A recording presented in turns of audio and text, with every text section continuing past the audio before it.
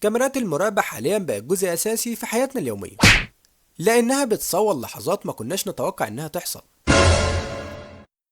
علشان كده النهاردة هنشوف مع بعض أغرب المواقف اللي تم تصويرها عن طريق كاميرات المراقبة. أنا محمود المغربي، ما تنساش دعمك للفيديو بلايك والاشتراك في القناة. صل على الحبيب ويلا بينا نبدأ الفيديو.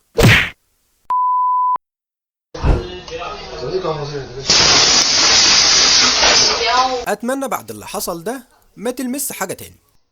بجد أنا محتاج حد يفهمني الناس اللي هتنزل دلوقتي من العربية دي كلها جت منين؟ ده عربية بضايع مش ميكروباص خالص. تحس هنا إنهم طالعين من تحت الأرض. الفيديو ده هيعلمك درس مهم جدا، إنك ما تديش الأمان لأي حاجة. اللحظة دي فعلا تثبت إن الشخص ده كان محظوظ بشكل فوق الخيال. دي فعلا أسرع طريقة سرقة ممكن تشوفها. الكلب دخل خطف الحاجة في ثواني وخرج جري كأنه مظبط كل حاجة.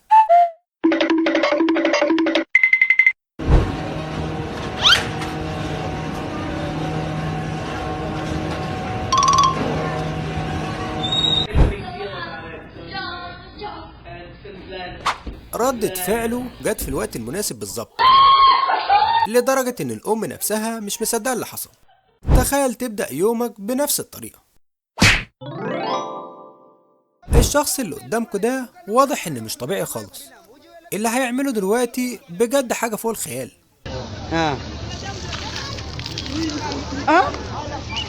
واو وإذا بشي واو. أنا بصراحة مش عارف هو جاب كمية المية دي كلها منين. ده حتى لو معاه خزان مية مش هيعمل كده. في مشهد غريب جدا، الناس دي اتفاجئوا بوجود ماعز متعلقة في سلك الكهرباء بطريقة مش مفهومة خالص. اللي محيرني فعلا هو ازاي وصلت للحتة دي أصلا. بس بعد شوية محاولات وجهد الحمد لله قدروا ينقذوها في الآخر. قلة التركيز في شغلك هتوصلك لحاجات أسوأ من كده. الشخص ده شكله كان تايه في الطريق، وده كان الحل الوحيد اللي شافه قدامه. Buenas tardes, perdona, para Bolonia. Vaya, venga, gracias. Qué bueno, tío. Ole tú, ole. في روسيا توقع أي حاجة غريبة ممكن تحصل وانت شغال. الناس اللي كانوا في الموقع من كتر الصدمة ما عرفوش يتحركوا، لحد ما الدب قرر يمشي بنفسه. بتفكير ذكي جدا الشاب السعودي الجميل ده قدر يبعد الجمل عن الطريق بحركة سريعة وذكية جدا.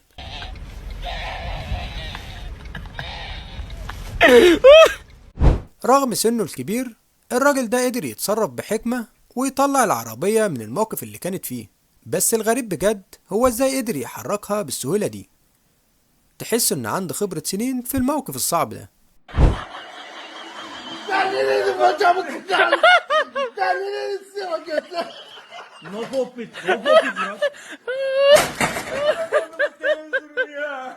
بسبب انزلاق موقف العربيات اللي قدامكم هتشوفوا دلوقتي تصادم غريب. واضح ان الست دي ما كانش معاها فرامل.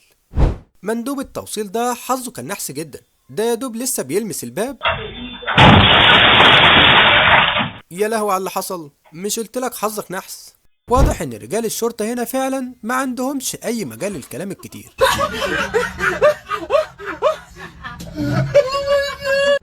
بالفعل لو اعتمدت على عمال بالطريقة دي يبقى استعد تخسر كتير، لان الغلطات اللي بيعملوها ممكن تكلفك اكتر بكتير من اللي كنت متوقعه. الكلب ده استلم الطلب من مندوب التوصيل وكأنه صاحب البيت، بس رد فعل الكلب بعد كده ما كانش متوقع. على الرغم من اللي بيحصل في الخلاطة بسبب العطل اللي حصل فيها، لكن الشخص ده عنده ثقة بنفسه إنه يقدر يوقفها. بس إزاي الله أعلم.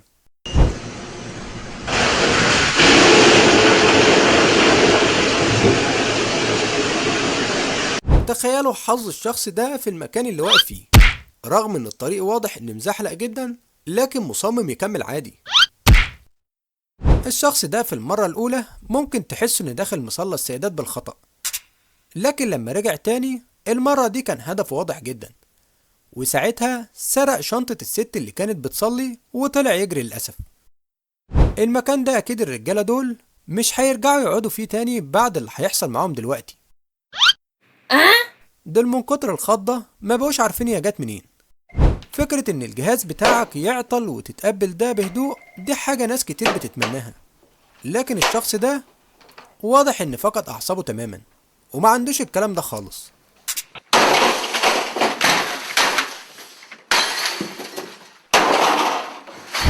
في اللحظة اللي الشخص ده ما قدرش يحرك البراويطة بسبب وزنها الزيادة، الكلب اللي معاه اتصرف بذكاء غير طبيعي، دخل بسرعة وجاب حبل علشان يساعد صاحبه.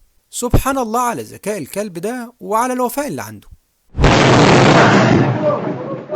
الست دي حظها كان حلو جدا، لو كانت اتقدمت ثانية واحدة كمان كان الموضوع هيبقى بشكل تاني خالص، لكن الحمد لله كل حاجة عدت بسلام ومحدش اتصاب بأي أذى. الاتنين دول شكلهم كانوا بيتفقوا على حاجة غلط علشان يحصل معاهم كده. اللي حصل ده عقاب فوري من غير كلام. الموقف ده لو كان متجهز له صدقني ما كانش هيبقى بالشكل ده خالص.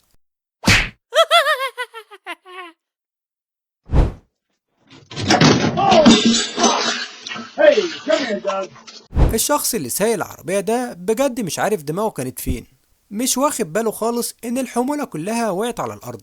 مش قادر اتخيل ازاي هيلم كل ده تاني، بس بجد يستاهل علشان يخلي باله بعد كده من شغله. لو لاحظتوا هتلاقي ان القط ده شبه الصورة اللي وراها على الحيطة بالظبط، تحس كأنها مرسومة عليه.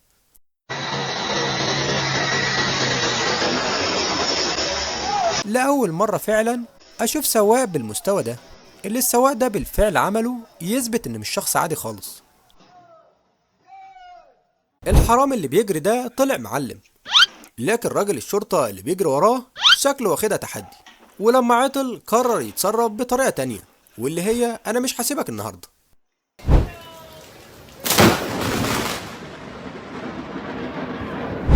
المربية دي شكلها كانت مزهقة الأطفال دول، فقرروا يستغلوا الفرصة في التوقيت والمكان الصح. واضح إنهم كانوا مخططين للحركة دي من زمان.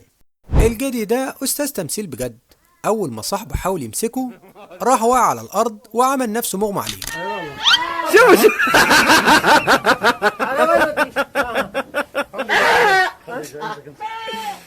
الجدة دي قررت تتحرك في الوقت المناسب وحركت القطة معاها في اللحظة الصح.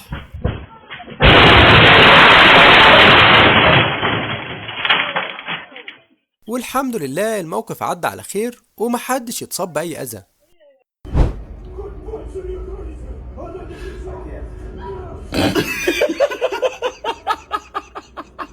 بالفعل هنا لما يكون الحظ معاك في الوقت المناسب. لو عندك عامل زي اللي هتشوفه دلوقتي في محطة البنزين، خليك مطمن ان اي مشكلة هتتحل في لحظتها. شوفوا هنا عمل ايه مع الزبون اول ما ولع السيجارة بتاعته اللي دخل فيها الجراج وملقاش مكان علشان يركن فيه، قرر يحلها بطريقة ذكية وغريبة في نفس الوقت. يا ابن اللعيبة، انت جايب دماغك دي منين؟ الراجل اللي بيتوضى ده كان مدي ثقة زيادة للحوض اللي بيتوضى عليه، ودي ساعتها كانت النتيجة. في اللحظة اللي حصل فيها هوا شديد والشمسية طارت، مفيش حاجة شهدت انتباهي غير الشخص ده. ردة فعله لما مسك الشمسية هنا تخليك مش مستوعب اللي حصل.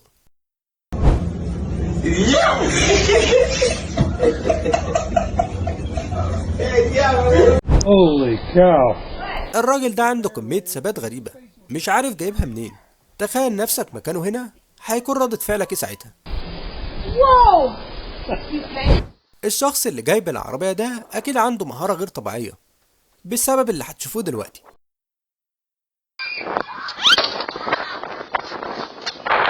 هو اللي هيحصل هنا بجد ده حقيقي؟ ده هما نفسهم مش مصدقين اللي حصل.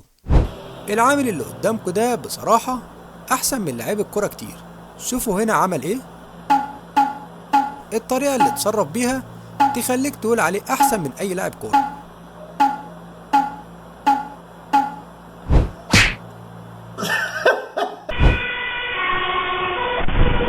تخيلوا إن دي عربية الإسعاف اللي المفروض تساعد الناس، طلعت هي اللي محتاجة حد يساعدها.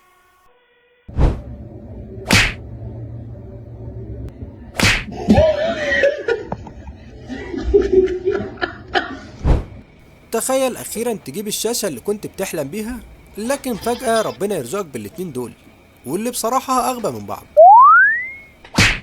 يا لهوي على اللي حصل، الشاشة خلاص ما عادتش نافعة نفسها تاني. تخيلوا المستقبل هنا عامل ازاي.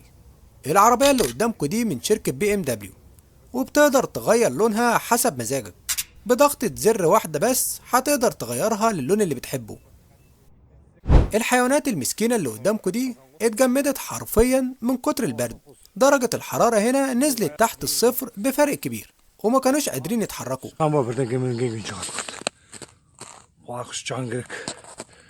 صدقني لو في منك اتنين في نفس المكان ده ما كنتوش هتكملوا يوم واحد. يا راجل بتعمل ايه؟ ربنا يكون في عون اللي شغلك. الشخص ده بجد ما شفتش حد حظه أسوأ منه. يا دوب لمس الرخامة راحت مخلوعة في ايده. بتعمل ايه؟ هي خلاص كده شكرا. بجد الطريقة اللي الشخص ده بيستخدمها علشان يرفع بيها الحاجة اللي معاه مخليها شكله عبقري. يا جدع حرام عليك، ده انا كنت لسه بشكر فيك دلوقتي.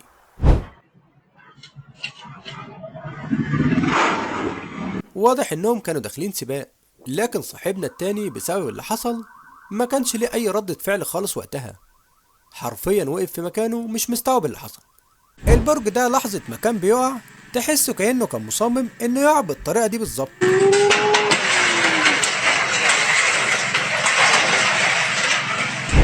سبحان الله، في اللحظة اللي السلحفة دي اتقلبت فيها ومبقتش قادرة ترجع، فجأة جه الجاموس ده وقدر يعدلها ويساعدها انها تقوم تاني.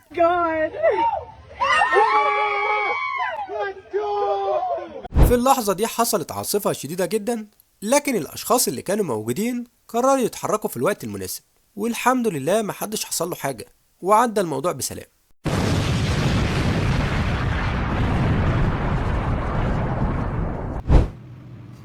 بعد اللي حصل ده أنا متأكد وعارف كويس إن ده آخر يوم ليك النهاردة في الشغل.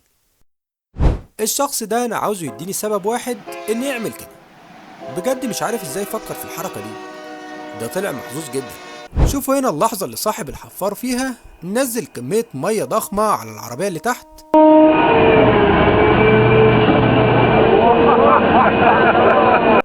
العربية ما عادتش نافعة نفسها تاني. بصراحة الله يكون في عون صاحبها.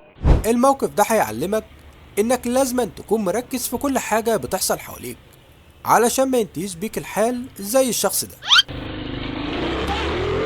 الشخص اللي كان راكب العربية ده رغم انه كان غلطان بس كان محظوظ جدا. ده كويس ان الموضوع عدى بالشكل ده. وللأسف وصلنا لنهاية الفيديو، لكن الأوقات اللي دايما بقضيها معاكم بتكون من أحلى وأجمل الأوقات، وساعتها بكون مبسوط جدا. ويا ريت ما تنسيش تعمل لايك للفيديو وتشترك في القناة وتشوف باقي الفيديوهات على القناة. أشوفكم بخير، سلام عليكم.